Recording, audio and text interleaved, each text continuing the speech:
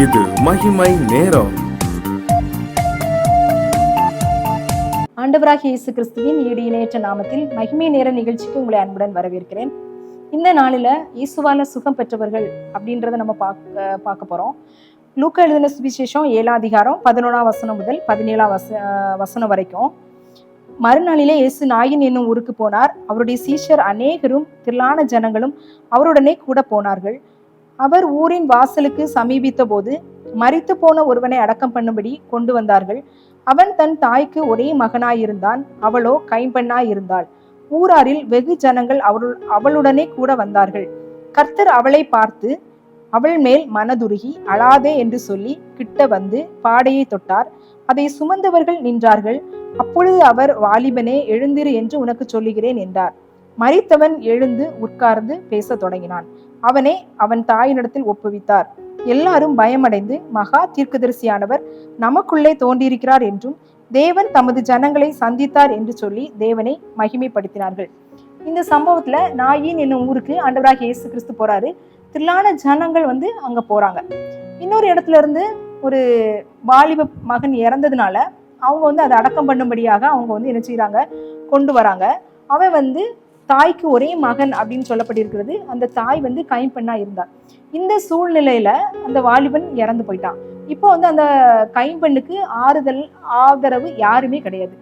அந்த சூழ்நிலையில அவ ஆண்டவர்கிட்ட எதுவுமே கேட்கவே இல்லை. யாரும் நீங்க இந்த இவங்களை உயிர் தெழுக்க வைங்க அப்படின்னு யாரும் சொல்லவும் இல்லை ஆண்டவராகிய இயேசு கிறிஸ்துட்ட. அவர் அந்த இடத்துல வரும்போது அந்த ஸ்திரீயை பார்க்கும்போது ஆண்டவர் என்ன செய்யறாரு, மனதுருகிறாரு. அவளை அழாதே அப்படின்னு சொல்றாரு. மனதுருகி கிட்ட என்ன செய்யறாரு, பாடையை தொடுறாரு. அப்போ பாடையை தொட்டோன்னே அங்க சுமந்தவங்க நிற்கிறாங்க. வாலிபன்ட்ட எழுந்துரு அப்படின்னு சொன்னோன்னே அவன் எழுந்து உட்கார்ந்தாரு அப்படின்றத நம்ம பார்க்குறோம். இந்த சம்பவத்துல நம்ம என்ன பார்க்குறோம் அப்படின்னா, ஆண்டவராகிய இயேசு கிறிஸ்து மிகவும் அன்புள்ளவர் அப்படின்றத நம்ம பார்க்குறோம். ஏன்னா இந்த ஸ்திரீ எந்த ரெக்வஸ்டும் வைக்கல.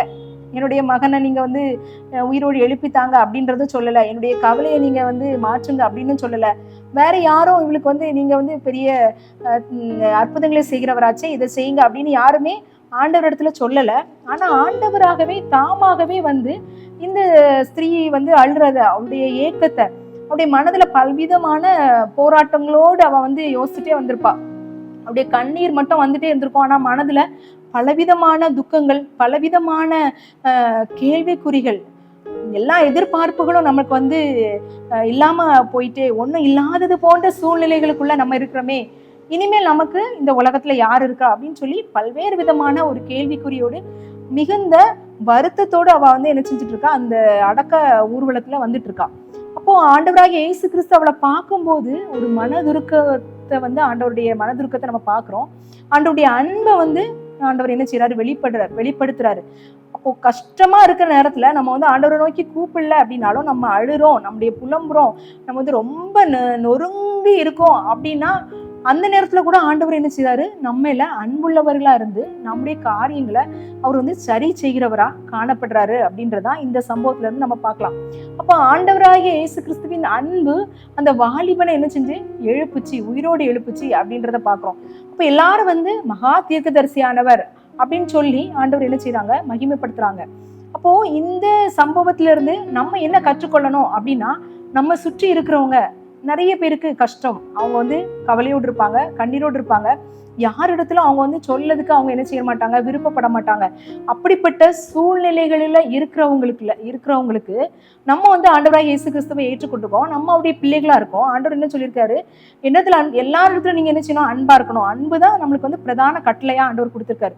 அப்ப நம்ம மற்றவங்களுடைய பாரங்களை சுமக்கிறவர்களாக, அதாவது அந்த பாரங்களை சுமக்கிறவர்கள் அப்படின்னா அவங்கள்ட்ட அன்பு காட்டுகிறவர்களாக, அவங்களுக்கு ஒரு ஆறுதல் சொல்லுகிறவர்களாக அப்படி நம்ம காணப்படுகிறோமா அப்படின்றத நம்ம பார்க்கணும். இன்னொன்னு, இந்த சம்பவத்துல இருந்து ஆண்டவர் நமக்கு என்ன செய்வார் அப்படின்னு நம்ம யோசித்து பார்க்கும்போது நிறைய சூழ்நிலைகள் நம்மளுக்கு மரித்தது போல காணப்படலாம். இனிமேல் இந்த சூழ்நிலையில எனக்கு ஒரு விடிவு காலம் கிடையாது, நான் வேலைக்காக நிறைய காரியங்களை பார்த்தேன், இனி எனக்கு வேலை கிடைக்காது, இந்த சூழ்நிலை, இந்த பிரச்சனைக்காக நான் நிறைய போராட்டங்களை சந்திச்சுட்டேன், இனி இந்த பிரச்சனையில எனக்கு முடிவு கிடைக்காது, அப்படி நிறைய காரியங்கள் நம்மளுக்கு மரித்த நிலைமையில இனிமேல் அது உயிரடையாது. அந்த காரியத்துல மரித்து போன சூழ்நிலைகளுக்குள்ள இருக்கிற நம்மளை ஆண்டவர் என்ன செய்வாரு அப்படின்னா உயிர்ப்பிப்பார். அந்த காரியங்களை ஆண்டவர் வந்து உயிர்ப்பிக்க செய்வார். ஆண்டவருடைய சித்தத்தின்படி நம்ம கேட்கும்போது ஆண்டவர் வந்து அந்த நாட்களை எந்த கர்த்தரின் வேலை எப்போ வருதோ அந்த நேரத்துல அந்த மரித்து போன சூழ்நிலையை ஆண்டவர் என்ன செய்வாரு, உயிரடை செய்வார் அப்படின்றத நம்ம இந்த சம்பவத்துல இருந்து நம்ம வந்து கற்றுக்கொள்ளலாம். இப்ப நிறைய நேரத்துல நம்ம வந்து என்ன செய்வோம் அப்படின்னா, இது இப்படிதான் இருக்கும், என்னுடைய பிள்ளை இப்படிதான் இருப்பா, இதுக்கு மேல அவளுடைய சுகம் வந்து இப்படிதான், இனிமேல் லைஃப் லாங் இது வந்து இந்த மாதிரி தான் இருக்கும், இந்த காரியம் எனக்கு இப்படிதான் இருக்கும், நான் வந்து அதுக்கேற்ற மாதிரி தான் என்ன செய்யணும், இருக்கணும் அப்படின்ற மாதிரி நிறைய சூழ்நிலைகளை நம்ம என்ன செய்வோம், நம்மை நாமே மட்டுப்படுத்துகிறவர்களாக காணப்படுவோம். ஆனா இந்த காரியத்துல ஆண்டவர் வந்து அந்த மனதுருகி நம்மளுக்கு என்ன செய்வாரு, மரித்த சூழ்நிலையில இருக்கிற எல்லா காரியங்களையும், ஒருவேளை வேலைக்காக நிறைய முயற்சி எடுத்திருப்போம், ஒருவேளை நம்முடைய காரியங்கள் வந்து தோல்வியாகவே காணப்பட்டிருக்கலாம், இனிமேல் நான் வந்து இதற்கு முயற்சி பண்றதுக்கு ஒண்ணுமே இல்லை அப்படிப்பட்ட சூழ்நிலைகள்ல ஆண்டவராகிய இயேசு கிறிஸ்து நமக்கு மரித்து போன சூழ்நிலையில இருக்கிற எல்லா காரியங்களையும் உயிர்ப்பிக்க செய்கிற தேவனா இருக்கிறார் அப்படின்றத நம்ம வந்து விசுவாசமா நம்ம வந்து என்ன செய்யலாம், நம்ம இதுல இருந்து பார்க்கலாம். அந்த அன்பையும் நம்ம பார்க்கலாம், ஆண்டவராகிய இயேசு கிறிஸ்துடைய அன்பை. அப்போ அதே மாதிரி நம்மளுடைய பிள்ளைகள் நம்ம மற்றவர்களிடத்துலயும் அன்பு செலுத்துகிறவர்களாகவும் காணணும். 2 காரியத்தை நம்ம வந்து கற்றுக்கொள்ளணும். ஒண்ணு வந்து நம்ம அன்பு செலுத்துகிறவர்களாக காணப்படணும் மற்றவங்ககிட்ட. நம்ம நிறைய நேரத்துல நம்மிடத்துல யார் அன்பு கூறுகிறாங்க அவங்ககிட்ட தான் நம்ம அன்பு கூறுவோம். ஆனா ஆண்டவராகிய இயேசு கிறிஸ்து இவங்க யாரையுமே அவங்களுக்கு வந்து அவங்க இன்வைட் பண்ணவும் இல்லை, எதுவுமே செய்யல. அதே மாதிரி நம்மளை பார்க்கிறவர்கள் ஒருவேளை அவங்கள நம்மளுக்கு வந்து நம்ம பர்சனலா அவங்ககிட்ட நம்ம பேசியிருக்க மாட்டோம், ஆனா அவங்களுடைய சிச்சுவேஷன் நம்மளுக்கு தெரிஞ்சு அப்படின்னா நம்ம அவங்களுக்காக மனதுருக்கமா நம்ம ஜெபிக்கணும், அன்பை நம்ம வெளிப்படுத்தணும் அப்படின்ற காரியத்தை நம்ம கற்றுக்கொள்கிறோம். இன்னொன்னு, என்னுடைய சூழ்நிலைகள், என்னுடைய காரியங்கள், நான் வந்து ஆண்டவரிடத்துல நிறைய வந்து வேண்டுதல் வச்சிருக்கேன், இந்த காரியத்துல எனக்கு இனிமேல் வந்து எந்த விதமான ஒரு பலன் எனக்கு வராது அப்படின்ற ஒரு சிச்சுவேஷன் வரக்கூடிய இடத்துல கூட மரித்து போன சூழ்நிலை போல இனிமேல் இந்த காரியத்துல எனக்கு வெற்றி இல்லை, இனி இந்த காரியம் இவ்வளவுதான் அப்படின்றது போல சூழ்நிலைகள் காணப்பட்டாலும் அந்த இடத்துல ஆண்டவராகிய இயேசு கிறிஸ்து நமக்காக அந்த காரியங்களை ஜெயமா செய்ய வல்லவரா இருக்கார் அப்படின்றத பாக்குறோம். இந்த ஸ்திரீ வந்து அப்போ என்ன செஞ்சிருப்பா, சந்தோஷமா போயிருப்பா. அதே மாதிரிதான் நம்ம ஒருவேளை அழுது புலம்பி கடன் பிரச்சனையா இருக்கட்டும், இனிமேல் எனக்கு வந்து நான் எப்படி இந்த கடனை அடைப்பேன், இனிமேல் எப்படி வந்து என்னுடைய பிள்ளைக்கு வந்து இந்த காரியங்களை நான் வந்து ஒழுங்கு பண்ணுவேன், இந்த சுகவீனமான நேரத்துல டாக்டர் வந்து சொல்லிட்டாரு இது இப்படிதான் இருக்கும் அப்படின்னு சொல்லிட்டாரு, அப்ப நான் என்ன பண்ணுவேன், இப்படிப்பட்டதான சூழ்நிலைகள்ல நம்ம ஆண்டவரை நோக்கி ஜெபிக்கும் போது அந்த மரித்து போன காரியங்கள் இனிமேல் நடக்காது அப்படின்னு சொல்லி புதைக்கப்பட்ட காரியங்கள் கூட ஆண்டவர் வந்து நம்மளுக்கு வெற்றி தருவார் அப்படின்றத பார்ப்போம். அப்படிப்பட்டதான காரியங்களை நமக்கு தரணும் அப்படின்னு சொல்லி நம்ம ஆண்டவரை நோக்கி வேண்டுதல் செய்யலாம். எங்கள் அன்பின் பரலோக பிதாவே, இந்த அருமையான வேலைக்காக உமக்கு நன்றி செலுத்துறோம் ஆண்டவரே. இந்த நாயின் ஊர்ல ஆண்டவரே சப்பா அந்த மரித்து போன வாலிபனை ஆண்டவரே நீங்க உயிரோடு எழும்ப செய்தது ஆண்டவரே சப்பா, உங்களுடைய அதிசயமான காரியங்கள் அந்த இடத்துல அப்பா நடைபெற்றது. அதற்காக உமக்கு ஆண்டவரே நாங்க ஸ்தோத்திரங்களை ஏறெடுக்கிறோம் ஆண்டவரே.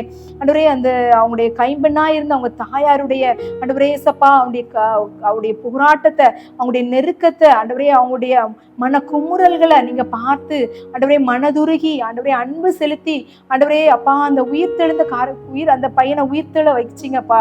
அது போல எங்களுடைய சிச்சுவேஷன், எங்களுடைய சூழ்நிலைகள் ஆண்டவரே, ஒருவேளை நிறைய காரியங்களுக்காக நாங்க முயற்சி பண்ணி இனிமேல் இதுல எங்களுக்கு எந்த விதமான காரியமும் ஜெயமாகாது, இனி அப்படித்தான் இனிமேல் இப்படிதான் இருக்கணும் அப்படின்னு சொல்லி நாங்க எங்களை குறித்து மட்டுப்படுத்தாதபடிக்கு ஆண்டவரே மரித்து போன சூழ்நிலைகள் அநேக வருஷங்களா நாங்க காத்துட்டு இருக்கோம், எங்களுக்கு வர வேண்டிய நன்மை வரல, எங்களுக்கு வர வேண்டிய ஆசீர்வாதங்கள் வரல அப்படின்னு சொல்லி நாங்க எதிர்பார்த்து இனிமேல் அது நடக்காது என்று சொல்லி அதை நாங்க புதைத்தவர்களாக நிறைய காரியங்களை நாங்க வச்சிருக்கோம்.